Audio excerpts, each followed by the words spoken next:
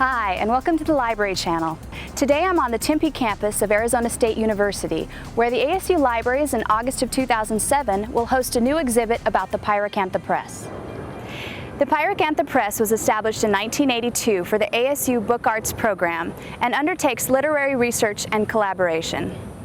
It's really warm out here today, so we're going to head over to the basement of the Arts Building, where Press Director John Risseeuw and Shop Manager Dan Mayer have promised to show us some of the unique books and the paper that they create, as well as show us how the presses actually work.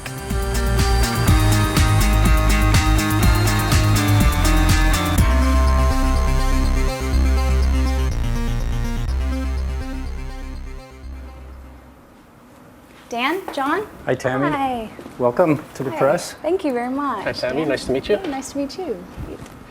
So I guess you have a tour for me today. Well, we're going to show you around, give you a little introduction to what we do. Great. Great. I'm very excited about it. So where should we begin? Well, we've got some of our publications laid out on the table, and we could start with some of those. Great. You want to start at the beginning? It's a good place to start. Yeah. The beginning's always good. The beginning of the book. So, Handmade of Venus. Venus and Adonis. This was the first publication that we worked on, and we finished it in 1984. So it took 2 years for the very first a one. lot of people ask us, how many books do you publish a year? And the real question is, how many years to a book? This one actually took about a year in production, and it's a new edition of Shakespeare's long poem, Venus and Adonis. Oh, wow. And it was funded by the President's office. In 1984, the President was funding projects to celebrate ASU Centennial. Wow, it's absolutely beautiful. I can touch it, right? 'Cause You bet, absolutely. I'm almost afraid to touch it. It's Books just are made beautiful. to be held and used. Wow. It's all on handmade paper. And the paper, I was going to say, the paper Right. is just Right. really neat. We had the paper handmade by a paper maker in Connecticut, trying to make a paper that's similar to the paper that would have been used back in Shakespeare's time. So do you make paper here as well? Or We you- do. We do you make paper. here as well? Yeah, for some projects, depending upon the specifics of the content of the work, possibly. Paper is made by floating fibers suspended in water onto a moving screen. As the water drains through the screen, the fibers form a thin mat which, squeezed and dried, becomes paper. It can be made out of a wide range of materials such as trees, cotton, flax, and even cactus. So this is the very first one. That's right. And what came after this? Puella was our second book, and this is a book of a body of new poems written by James Dickey. And at the same time we were doing the limited edition of these poems, Doubleday was doing the trade edition. They make an interesting contrast. Oh, really? To The see hand-printed the two book together. Yeah, and I bet it's the commercially published book, they're very different. They're just beautiful colors. Very, very pretty. Very beautiful. And this book has a kind of an odd shape. It's long and narrow in order to contain as many of his poems on a single page as possible. Oh, okay. So the book was designed from the inside out, taking the longest line to determine how wide the page would be, and a longest page to accommodate as many of the poems as possible. Those are always design considerations, and especially working in a project like this, looking at how long the poem is, how long the line is, and then we also juxtapose that to what maybe the shortest poem looks like, which has white space, which is quiet space at the same time. Yeah, I saw it. Yeah, you see some of that white space. And then the edition was signed by Dickey at the end. Our third publication was The Last Baron of Arizona, and this is a play that was written for for the theater department. And the play is about an incident in Arizona history in the 1880s and 1890s, the biggest land fraud in U.S. history. Really? Yeah, it's called the Peralta Grant, and the play is about the unmasking of the fraud in land claims court. I designed the book to look like a book printed of that time period. Yeah, you can see the font. And very color old-fashioned and- font. It has mixed typefaces, and it's all printed in one color, but it has these decorative marbled end papers. And then there are line drawings throughout the book from that time period. I did research and found these images that would liven up the pages a little bit, since most plays are pretty typographically boring. And then Dan came, and we started working on our fourth book, which is a book of poems by Alberto Rios, who teaches in the creative writing program. But we decided to make the paper for the book, and we used clothing from everyone involved in the project. So really? because To make the paper? We make paper out of cotton rags. Yeah. Good art paper is often made from cotton rag. Cotton and linen are the best fibers. Really? So everyone contributed a little bit of clothing. We made the paper, but we couldn't make enough paper for a very large edition. So we ended up with 35 copies on handmade paper in a hard binding and 120 copies on an art paper with a paper wrapper. It's the exact same printing, just different papers. Handmade paper, Right. a nice German art paper, it's 100% cotton. But the handmade part of that edition has been sold out for a number of years. And you'll see some other splits and editions, which sometimes is typical of presses to do like a very edition. fine part of the edition where everything is handmade and hand set, and then there's another version which is very economical for people to collect. Which is nice. Right. Because not everyone can have something Right. with 35 copies out Right. there. Yeah. That's right. And our work also has a very interesting history. Chicanos por la Casa had purchased one of these books and presented it to Prince Charles as a gift on a dignitary mission. So our work goes in different places. Do you ever visit other libraries just to see your books? Check them out. We made this book. I haven't By the way, done- everybody, it's mine. About this time, a collaboration happened between Rita Dove, who was teaching creative writing in the English department, and Tamara Keda, who taught photography here. And the two of them got their classes together so that their students could see what creativity was like in a different discipline. Rita would write, and Tamara would shoot a photograph, and then they would get together and look at them, and they would talk about it, and then rewrite and reshoot until they had a pair that they felt were a whole. Photograph and a poem that needed to be together to be a complete entity. Yeah. Then they did that 7 times, and they brought the result to us, and we published this book of their collaboration called The Other Side of the House. So Collotype is a difficult process, and Mark was able to work 2 days on each image, producing a maximum of 60 images, which later was edited so that the edition of this book is 50. Wow. And we got a few copies, and the 2 artists split the rest. And so it's been out of print practically since it was Probably produced. very valuable as well, huh? Yeah, I think they sold for $500 that first year, and they were gone. And this will be in the exhibit in the library? I mean, Right. most of these Yeah. books will be Right. the exhibit. The Collotype photomechanical printing process, developed in the 19th century, produces continuous tone images in ink on paper from a dampened gelatin plate with areas that variably attract or reject greasy ink. ASU is one of the only places in the world to learn this vanishing art form.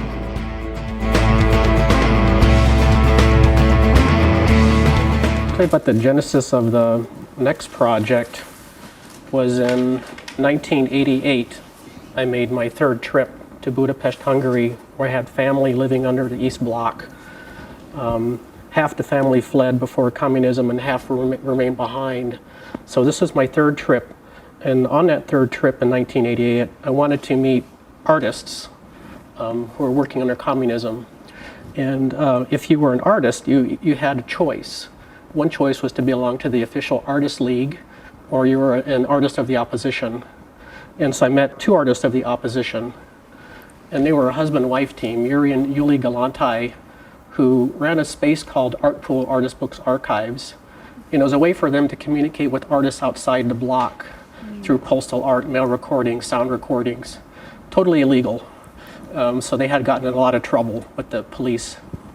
But from that sort of chance meeting in 1990, after the fall of the wall, we wrote a grant and received a commission from the Institute for Studies in the Arts to do intercollaboration with Yuri Galantai, Peter Forgac, who was a young videographer in charge of a cultural film archives from Budapest, Hungary, and György Petri, who's a contemporary of Václav Havel. And in 1968, when the tanks rolled into Prague, He basically took a stance and said he would take a stand, and his work would stand for the opposition. And so, in that point, his name was blacklisted. All his poetry was blacklisted. And so, we brought these artists here in the studios to work under sort of a basic working theme of freedom and oppression. And basically, this is the result of that project. They were here for about a month period, and they didn't collaborate very well. It was sort of the worst collaboration. Really? Yeah. And part of our reasoning in setting up the collaboration always has been to examine, not only to make art, but to examine the process of art making and collaboration itself. Yeah. And what we learned is that artists under oppressive conditions tend to become very self-focused, don't collaborate.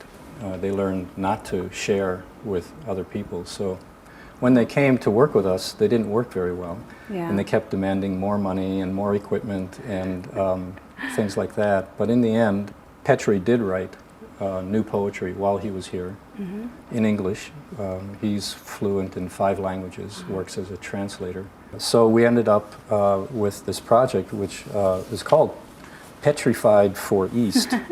It's got Petri's name in it, and they're from Eastern Europe.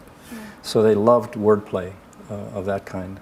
They also loved the Southwest, the Petrified Forest and other places. So that's where this overarching theme comes from. And on the back of the slipcase, we have a photograph of Petri with a quote from him in German. Which means? Art's a wonderful thing.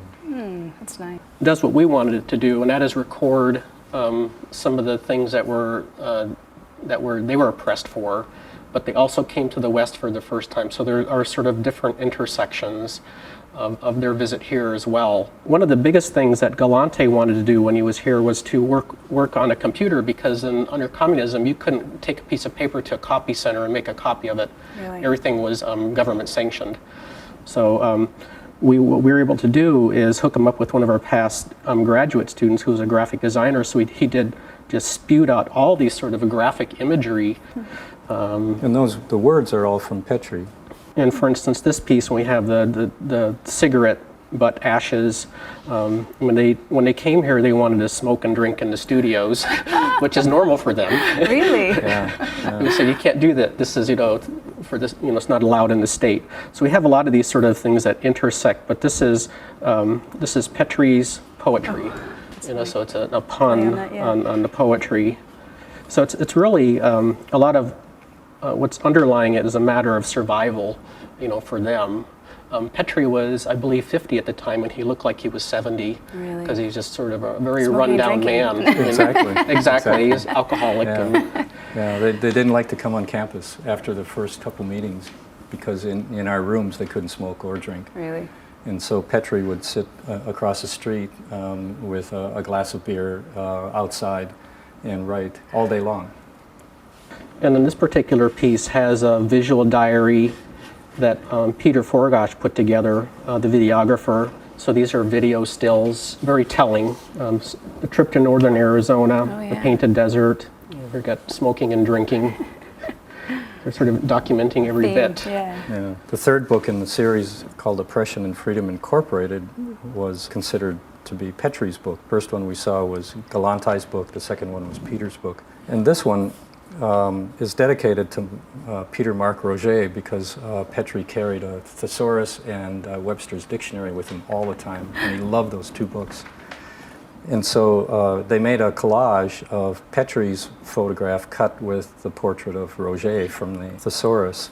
And then inside we have found poetry from those 2 books. Found poetry meaning lists of words that Petri found meaningful.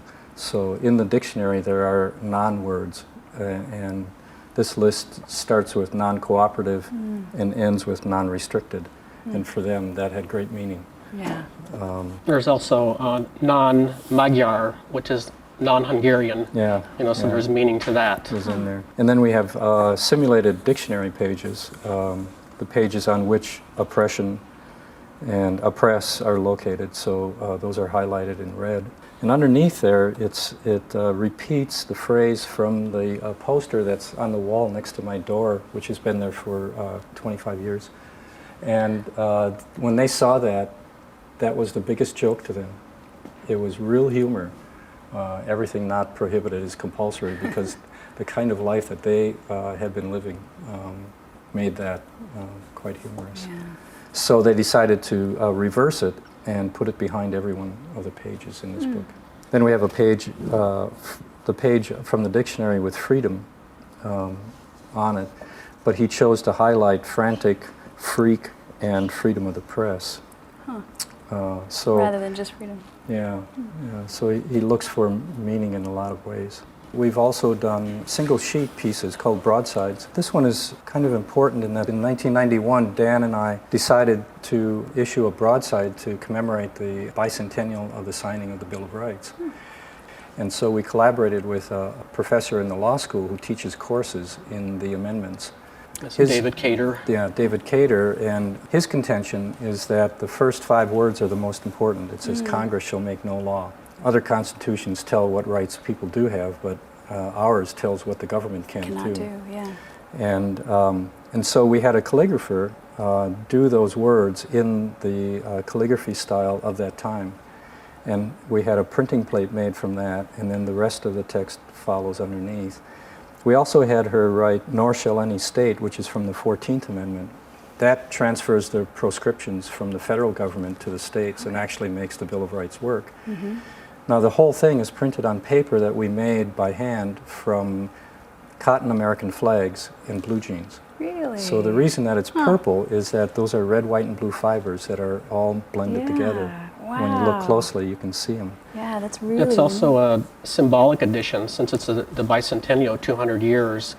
We made 100 copies on handmade, and there are 100 copies on this German art paper. So it's an edition of 200, which is a symbolic number and a symbolic edition for the anniversary. Wow, it's very, very neat. It's beautiful. Yeah. Broadsides are sheets of paper usually printed on one side with text and little or no graphics. Broadsides were first used as public postings that were intended to inform the public on certain issues.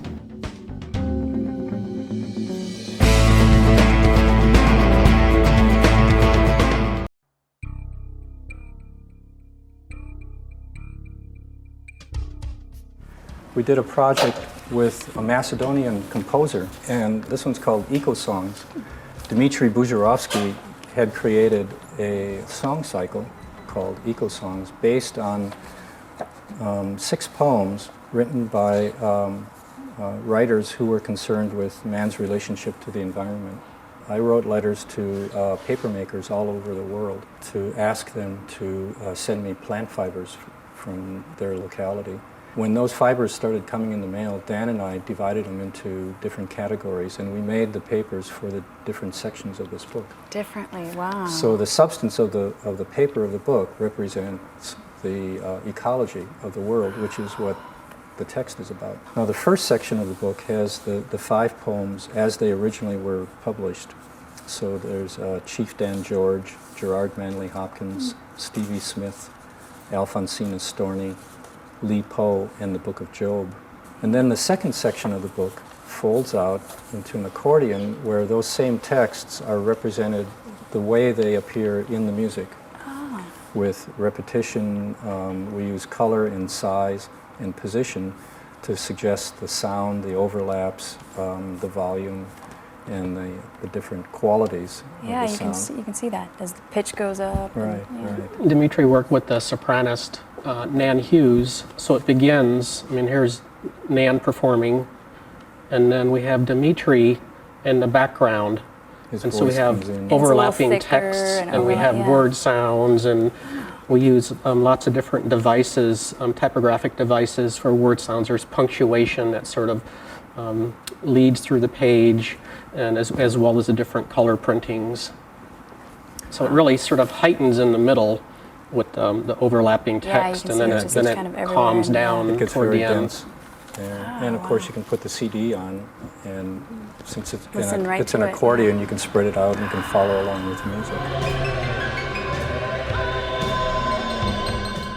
you get one of these?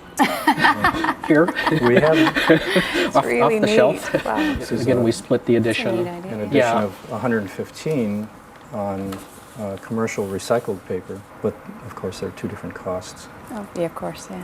But what's very interesting is that most of these copies have sold and few of these have sold. And that's really what sometimes happens. Yeah. I mean, people want the, The rarest. And, yeah, they want the deluxe part. Yeah. And so they're going to go for that. I mean, if you think about it, there are only 90 copies of these in the world. And when they're gone, they're gone.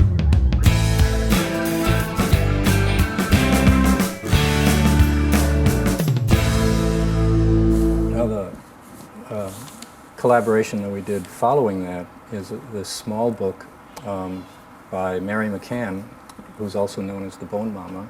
She used to be a DJ in the Phoenix area Oh, really? on KDKB. And she's also a poet and a sound poet, a performance poet. And so when we asked her to collaborate with us, we talked about her writing some new sound poems, which she did. And then in discussions with her, we decided to do a book which would have two of her poems. One's called Bottle Rocket, and this one you can see the typography is very active in describing the bottle rocket, and the book opens up so you can see the whole poem. Sort of in landscape form. And at the end, the bottle rocket takes off, and it goes E like this, and then you can see it Goes in. goes on the Explodes in the inside middle. and explodes. Wow. So it's a two-sided book form. So it's that a presents her- participatory book Nice. form as well. The viewer participates with finding these secrets. We did an event last year to celebrate the completion of this at Modified Arts in Phoenix. And she performed this book in 4 different sets, 4 different ways. I mean, she started Poetry Slam in Arizona in 1988, so she's a sound poet, performance poet, just a real treat and pleasure. Yeah. And you know, she performs the text and performs the sounds, and she just has a wonderful voice. The poem on the backside is about the sound that motorcycle tires make on wet pavement. She also She has a drives Harley. She does. So we inked the tires on her Harley and rolled them onto paper. So these are really her tire tracks. Yeah, and we rolled them on paper and made a printing plate from that, and then did the printing. She did a lot of poetry in schools with children, and she'd ride up on her Harley. You know, she'd pull up, make lots of noise. Get you their know, attention Get very off the quickly. Harley, and you know, first thing she'd say is, "You have to learn to read. You have to learn to write, or you'll never own a Harley." Incentive. Yeah. Photopolymer plates are photosensitive plastic plates exposed to a negative where the exposed image area hardens and becomes insoluble in water while the unexposed areas dissolve. The result is a photographic image left in relief for printing. Echo Songs and Noisy by Nature both utilized photopolymer plates during production. So this is the press. This is the press, one of the presses that we do the work on. This is actually one of the presses that my students use from the class. And we've set it up to show you the way the process works. We have some type that's been set by hand, that's been blocked in on the bed of the press down here. And we've already inked up our rollers. So when I turn on the motor and lower this, the rollers will spin and distribute ink smoothly. And you have the green ink on there right now. That's Yep. why it's green. So there's a pedal down here Okay. that raises the grippers, and they hold the paper. So I push down, slide the paper in to the front guides, to the side guides, and then release the pedal. And it's aligned to the guide at the farthest end. Right. Okay. And then you release the pedal. Then grasp the handle with my right hand, gently hold the paper down with my left hand, crank the press, and the paper feeds in, There it is. comes around, and we've printed a keepsake for the library channel. Wow, that's great. So you get to do it next. Okay, I hope I don't break the machine. Okay. So the first is the paper. That's right. And I press down on the Uh-huh. to open up those. And slide it right underneath. And let go? Or, Yeah. Okay. And hand crank all the way through. Keep turning. Come all the way to the end. Click once. Now grab You that. can stop there and grab the paper. There it is. So one impression. I'm a printer. That's right. Master printer. Thank you very much. It's great. The Vandercook press was originally made for the commercial printing industry to quickly pull proofs and was mostly phased out in the 1960s as newer technology became available. Because of their dwindling numbers, these machines are highly sought after. This is the actual press that I use for Pyracantha Press publications. And I love tradition and I also love innovation. And there's a really neat interface that we can use in the shop along with all the handset type. But in the computer, we can do computer design, we can do typography, we can do Photoshop information, and that's evident in the EcoSongs project and Mary McCann's project. We have lots of sort of visual things happening that you can't do with type because it's very sort of straight and linear. But this page was composed in the computer so that I can send out my file to a company in town and I can get a film negative. And from this film negative, I can burn what's called a polymer relief plate. So I can take this film, put it on top, expose it to high ultraviolet light. The plate has a photo emulsion on it that's photo light sensitive. And once the light passes through the open areas, it hardens this area. We take this plate, dip it in a bath of warm water, and scrub it with the brush. And that removes all of the loose emulsion. So now I have a relief plate. And basically we can print anything in relief down here. But with this plate, Once you feel it, yeah. Ah, neat. So the letters are backwards, of course. Of course, yeah. and they're raised up just like a piece like type. of metal type. What I have on the press right now is the red plate, and they're on a magnetic base because the back of the plate is steel. So I can land the plate on the bases and get it in registration. I have red ink on the press, and this mechanism works exactly like the other press. I'm going to be able to ink up the plate with the rubber rollers from underneath. So the rubber rollers will come in contact with the printing element, so I can ink it up. And now I can pull an impression and then hand crank one impression through. So this is what the finished print looks like. And so it's basically printed in two colors, black and red, which black and red are very traditional printer colors. Well, thank you so welcome. much. This was really interesting. I'm so glad that you guys were here and were able to give the tour. And Well, thank you. The exhibit starts on August 20th. August 20th, right? And ASU runs through Hayden October Library. 12th at the ASU Hayden Library. Right. And there'll be copies of all the books we looked at today. Right. Great. Thanks. Well, thank you. so much. Thank you, Dan and John, for a great tour. And thank you for watching the Library Channel. We'll see you next time.